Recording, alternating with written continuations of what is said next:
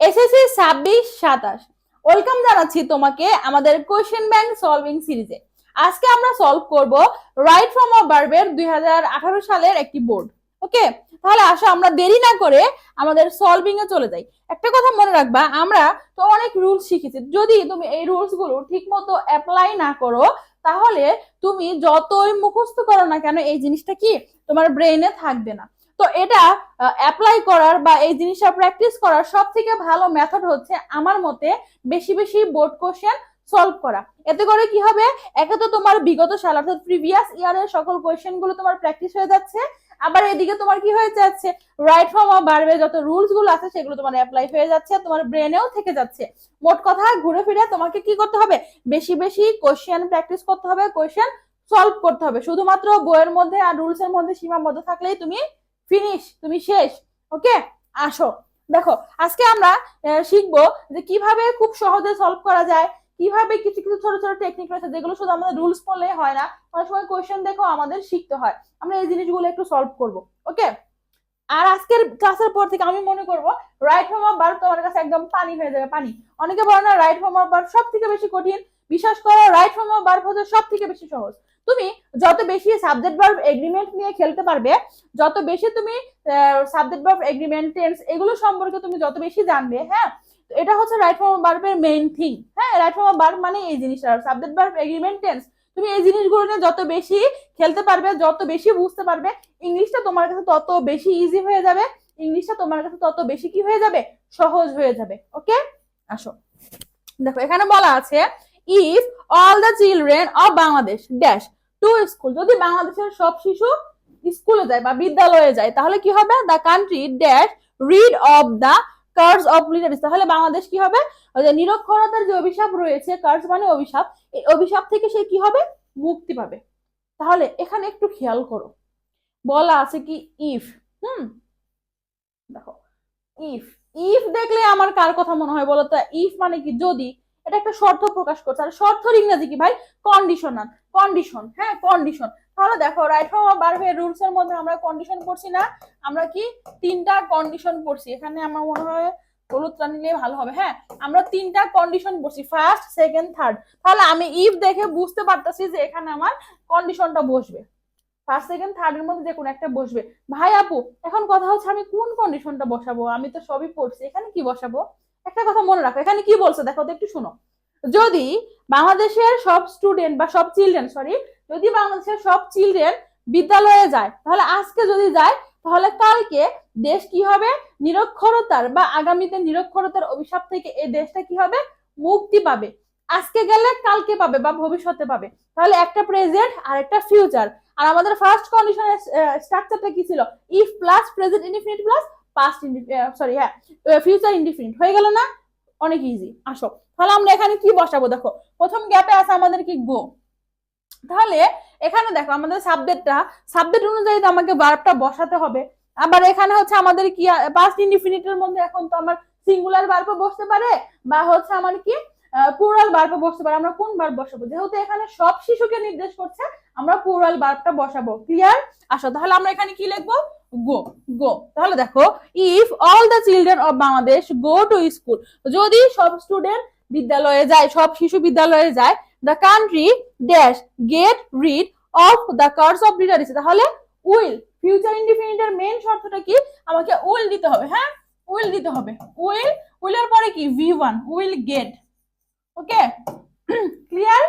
আশা করছি ক্লিয়ার। দেখো to boost up education, to boost up education মানে কি বলতো, শিক্ষাটাকে আরো উন্নতি করতে বা শিক্ষার উন্নয়নে, আমরা বলতে পারি শিক্ষার উন্নয়নে দ্য গভর্নমেন্ট ড্যাশ মোর মানি, সরকারের কি করা উচিত, স্পেন্ড আছে, সরকারের উচিত আরো বেশি টাকা এখানে ব্যয় করা, আরো বেশি টাকা এখানে ব্যয় করা, শিক্ষার উন্নয়নে বলতে পারো, শিক্ষার প্রসারেও তুমি বলতে পারো। এখন বাংলা কেন দরকার, আরে ভাই তুমি তো এখন কলেজে পড়ো, তোমার তো স্টুডেন্ট পড়াতে হবে, তুমি 6-7 থেকে শুরু আছে আমাদের রাইট ফর্ম ভার্ব, তুমি তাকে বাংলাটা বুঝাতে হবে, তাই না, সে তো শুরুতে ইংরেজিটা পারবে না, এই জন্য তোমাকেও এখন শিখতে হবে। ওকে, আসো তাহলে দেখো to boost up education the government should, উচিত অর্থে রাইট ফর্ম অফ ভার্বের ক্ষেত্রে সবসময় কি ব্যবহার করবো, আমরা শুড ব্যবহার করবো। কি ব্যবহার করব, শুড ব্যবহার করবো। এখন অনেকে বলবে আপু শুড এর আমাদের শুডের ইটা কি হবে বলে তো, শুডের নিয়মটা কি হবে মনে রাখবা, আমরা উচিত অর্থে সবসময় কি ব্যবহার করব, শুড ব্যবহার করব, এবং শুডের পর সবসময় বি ওয়ান ফ্রম ব্যবহার করব। কি ব্যবহার করব, বি ওয়ান ফ্রম ব্যবহার করব। তাহলে গভর্নমেন্ট শুড, এটা আমরা কি লিখবো, শুড স্পেন্ড, হ্যাঁ যেটা আছে আমরা ওটাই লিখবো, শুড স্পেন্ড মোর মানি। সরকারের উচিত আরো বেশি টাকা এখানে ব্যয় করা শিক্ষার উন্নয়নে, বলতে পারো শিক্ষার প্রসারে।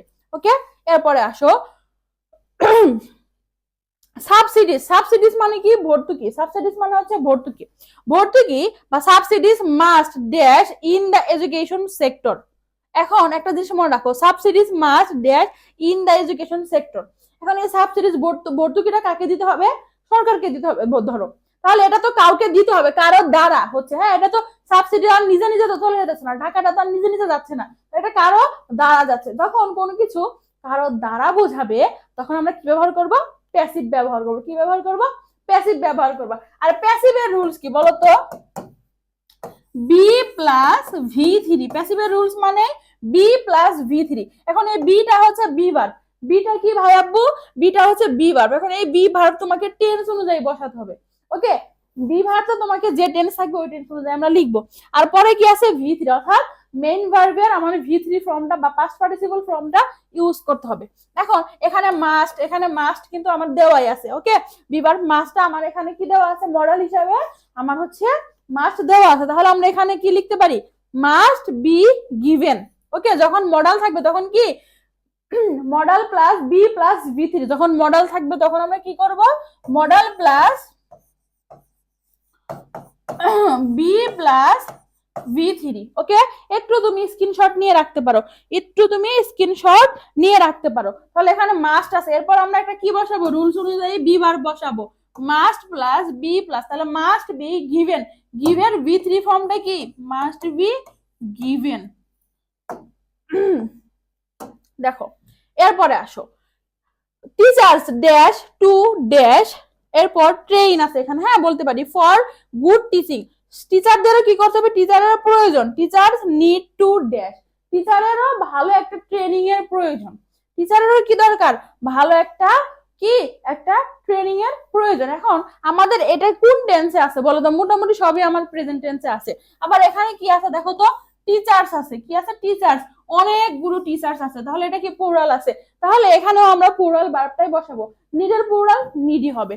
ওকে, এটা হচ্ছে আমাদের প্রয়োজন অর্থে আমরা এখানে কি ব্যবহার করব, নিড ব্যবহার করব প্রেজেন্ট ইনডিফিনিট হিসাবে। ওকে, টিচার্স নিড টু, দেখো নিড টু এরপরে কি আছে, ট্রেন ফর গুড টিচিং, টিচারেরও দরকার। এখন টিচার ধর নিজে নিজে ট্রেনিং প্রাপ্ত হতে পারবে না, কারো দ্বারা টিচারকে কি করতে হবে, ট্রেনিং হতে হবে। তাহলে কি টু বি ট্রেন্ড, এখানে আমরা বলতে পারি হচ্ছে বি, হ্যাঁ বি ভার্ব হিসাবে হচ্ছে আমরা এখানে বি দিব, এরপর হচ্ছে এই ট্রেনিং এর হচ্ছে আমরা ভি থ্রি ফর্ম বসাবো, আমরা এখানে লিখে দিই ED. Okay, for good teaching. এরপরে দেখো দ্য পুয়ার স্টুডেন্টস, গরিব স্টুডেন্টদের ক্যান, গরিব স্টুডেন্টরা কি করতে পারে দেখো, dash bring under, okay food for education. যারা গরিব রয়েছে বা যারা হচ্ছে অসহায় রয়েছে তাদের কি করতে হবে, শিক্ষার বা খাদ্যের বিনিময়ে শিক্ষা একটা কর্মসূচি রয়েছে। আমরা দেখি না যে প্রাইমারি স্কুলে খাইতে দেয়, বিস্কিট দেয়, দুধ দেয়, হ্যাঁ এই খাদ্যের বিনিময়ে শিক্ষা যে একটা কর্মসূচি রয়েছে আমরা এর আওতায় নিয়ে আসতে পারি বা এর আওতার ভুক্ত করতে পারি। তাহলে দেখো এখানে কি আছে, জ্ঞান আছে। এখন এই গরিব স্টুডেন্টরা তো নিজে নিজে আসতে পারবে না, তাকে আমাকে আনতে হবে কারো দ্বারা, তাহলে এটাও আমার হচ্ছে প্যাসিভ।